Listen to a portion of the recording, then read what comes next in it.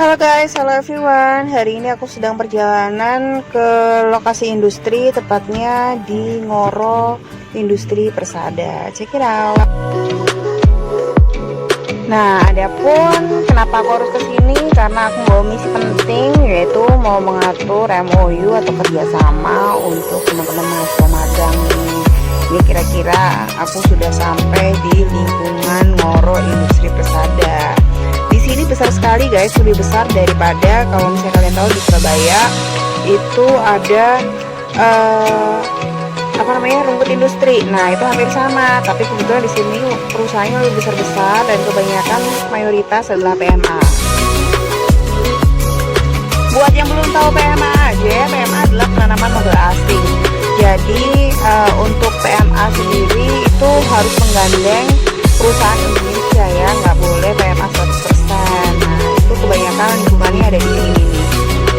Di sini mungkin orang PMA itu pada milih di sini karena yang pertama mungkin tenaga kerjanya jauh lebih murah ya, upah tenaga kerja masuk dulu. Terus habis itu yang kedua juga lingkungannya lebih adem guys daripada di Surabaya. Dan kali ini aku mau ke PT Second Best Packing. Jadi PT Second Best Packing itu produksi packing untuk produk-produk yang branded, misalnya Michael Kors, Coach, dan lain-lain. Nah sekarang aku mau share ke kalian apa yang harus kalian siapkan untuk magang di perusahaan besar. Halo guys, hello everyone. Hari ini saya akan bikin video di mobil. Kenapa? Ini saya masih dalam rangka kunjungan ke beberapa perusahaan, dan sekarang saya sedang ada di salah satu perusahaan namanya Best Second. Nah Best Second ini adalah sebuah perusahaan seperti yang saya pernah bilang tadi di depan, bahwa Best Second ini adalah perusahaan yang bergerak di bidang pengemasan ya, pengemasan, pokoknya pembungkus barang-barang yang branded. Jadi kalau misalnya kalian tahu barang brandednya itu misalnya Michael Kors, Coach, Boss, dan lain sebagainya. Nah barang-barang yang ada di sini itu hasilnya akan diimpor atau diekspor ke luar negeri. Nah itu nanti akan digunakan sebagai bahan pembungkus barang-barang yang tadi sudah saya sebutkan di sekitar Asia Tenggara. Nah, hebat bukan? Nah, kebetulan di sini karena salah satu misinya adalah untuk mempersiapkan mahasiswa saya untuk untuk magang. Maka sebenarnya tidak ada salahnya ya bahwa saya ingin memberikan tips. Nah, untuk teman-teman yang sedang magang di perusahaan. Jadi kalian tahu ya bahwa magang adalah salah satu cara kita untuk belajar mengaplikasikan ilmu yang kita pernah dapat ketika kuliah untuk diaplikasikan ke tempat kerja sebelum kerja beneran nih ceritanya gitu.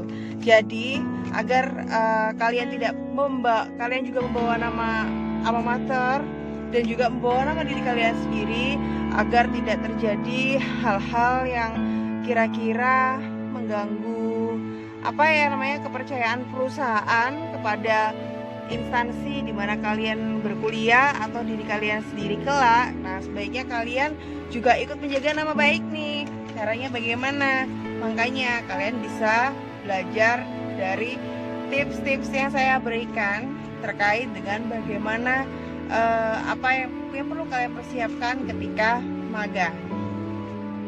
Oke guys, kalau gitu langsung saja ya, saya akan memberikan apa yang perlu kalian persiapkan sebelum kalian magang, terutama di perusahaan-perusahaan besar, agar kelak kalian tidak mengecewakan instansi atau alma mater kalian, dan juga mengecewakan dosen kalian ya, dan orang tua tentunya juga. Jadi apa saja kira-kira? Yang pertama, sebelum kalian magang, carilah informasi mengenai perusahaan di mana kalian magang. Nah kalau misalnya ditanyain buat apa sih Bu kita cari informasi, jadi gini ya, sebelum kalian magang biasanya hari pertama kalian magang, kalian akan diterima oleh yang namanya staff atau manajer HRD pada perusahaan tersebut. Nah biasanya namanya juga HRD tuh, siapa aja yang mau masuk di perusahaan itu pasti akan ditanyain terkait dengan profil diri gitu kan. Nama kamu siapa, backgroundmu apa, terus habis gitu kemampuanmu apa, terus kenapa kamu harus magang di sini gitu kan. Ya samalah seperti orang yang ditanya untuk melamar pekerjaan, kira-kira motivasinya apa, terus begitu apa yang kamu ketahui. Nah ini apa yang kamu ketahui tentang perusahaan. Nah beberapa orang jika misalnya dia itu mengerti, paham, dan tahu sebelumnya informasi tentang perusahaan itu akan menjadi nilai tambah. Kenapa? Karena itu berarti kalian juga respect gitu loh, juga respect dan punya effort gitu kan untuk mencari tahu tentang informasi yang ada di perusahaan. Nah kalau misalnya tanyain, Bu, informasi apa sih Bu yang harus saya ketahui Bu tentang perusahaan? Ya satu, informasi jenis perusahaan itu apa, terus bagaimana perusahaan itu kira-kira bergerak di bidang apa, terus usahanya apa saja, terus pemasarannya bagaimana. Nah dengan kalian mengetahui lebih dulu gitu kan, dengan cara mencuri start tadi itu, kalian akan bisa punya gambaran tuh kira-kira nantinya laporan magang kalian akan dibuat seperti apa, dan kira-kira kalian akan tertarik gitu kan untuk belajar pada bidang apa gitu. Misalnya pada akhirnya kalian ditempatkan pada posisi keuangan, manajemen keuangan tuh, kalian bisa cari tahu kan tentang ketika kalian sudah masuk, akhirnya kalian bisa cari tahu kan, kalian tadinya sudah tahu tuh perusahaan itu misalnya mengekspor, terus kalian bisa ketika sudah masuk kalian bisa mencari tahu sistem ekspornya bagaimana, terus habis itu pembayarannya bagaimana, terus pakai LC kah atau pakai sistem pembayaran yang lain, SKBDN dan lain sebagainya. Nah itu kulik lebih dalam. Nah nanti kalian akan mungkin sedikit menemukan hal-hal yang bersifat slang atau ternyata tidak baik. Nah itu kalian bisa laporkan pada laporan magang kalian, gitu ya. Yang kedua, kalian juga bisa mencari informasi detail tentang perusahaan yang informasi detail tentang di mana posisi pada perusahaan yang kalian pilih. Misalnya gini, Pak, saya prefer di bagian PPIC, saya prefer mungkin di bagian keuangan Pak, saya prefer mungkin di bagian HRD karena saya ingin belajar tentang administrasi ke-HRD-an. Nah itu kalian juga harus mencari informasi kira-kira kalau di bagian HRD itu ngapain aja.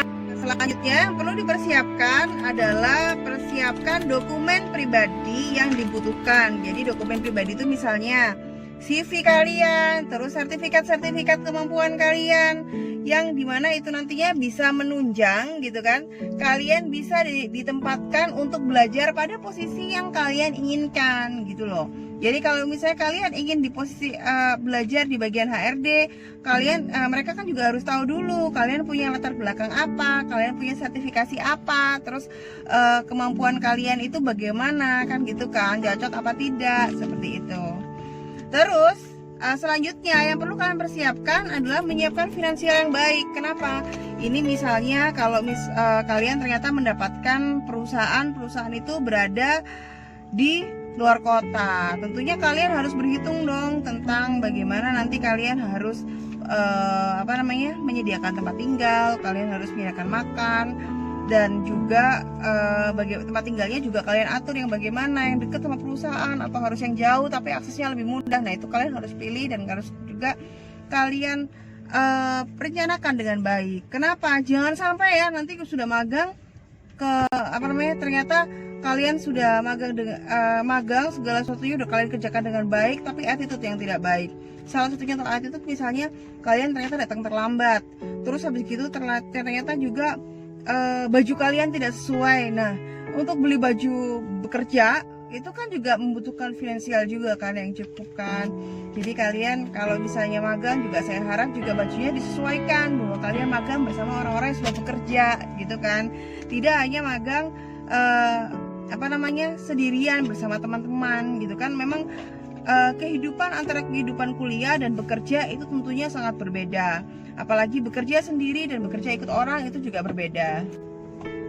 Nah yang selanjutnya yang perlu kalian persiapkan adalah persiapan mental dan target. Nah jadi nanti kalau misalnya kalian di sana mungkin nanti kalian kan pasti punya atasan, merasakan memiliki atasan, punya senior gitu. Biasanya di suatu perusahaan dalam bekerja itu pasti ada yang namanya senioritas. Terus juga atasan juga begitu, kalian harus belajar bagaimana mengkomunikasikan sesuatu dengan baik. Artinya jika sesuatu itu ada yang jelek tapi tidak dikomunikasikan, itu juga salah. Tapi ada yang terus kalau kita mengkomunikasikan dengan cara yang tidak baik padahal sebenarnya maksudnya baik, itu juga salah gitu. Kalian pokoknya pandai-pandai untuk beradaptasi di tempat yang baru dengan komunikasi yang baik dan juga dengan attitude kalian yang baik pula. Karena kalian harus ingat bahwa kalian membawa nama alma mater dan juga membawa nama dosen-dosen yang pernah mengajar kalian, serta membawa nama orang tua serta nama diri kalian sendiri. Itu yang paling penting. Nah, coba kalian pelajari tentang bagaimana etos dalam bekerja.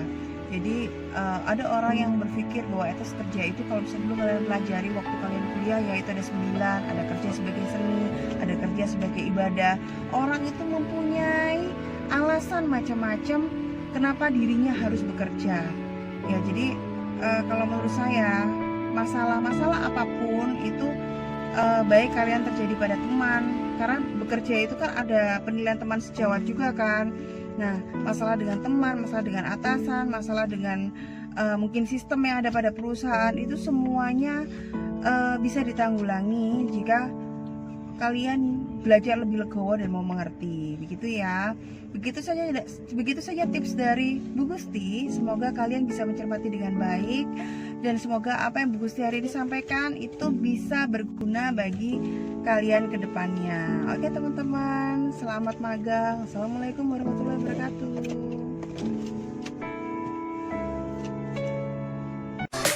Oke, terima kasih ya buat kamu yang sudah nonton dari awal sampai akhir. Buat yang belum subscribe, ayo dong di subscribe. Jangan lupa di like juga.